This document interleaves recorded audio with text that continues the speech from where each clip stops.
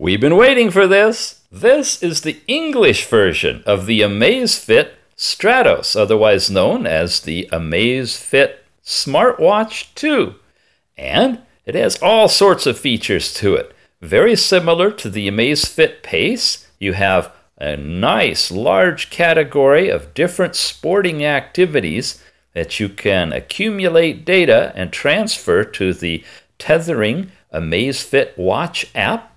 You have activities that you can track over time and daily overviews of your step count and other items. You have the ability to check where you are with an onboard built-in compass that works and is highly accurate. You have a weather display that shows where you're located at the bottom, and a heart rate display with continuous heart rate capability.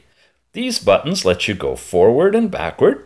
You have a music player, alarms, a stopwatch, your last night's sleep report, a complete training center, which in and of itself is amazing, a timer as well. All of these available to you. Return to the home, simply pressing and holding.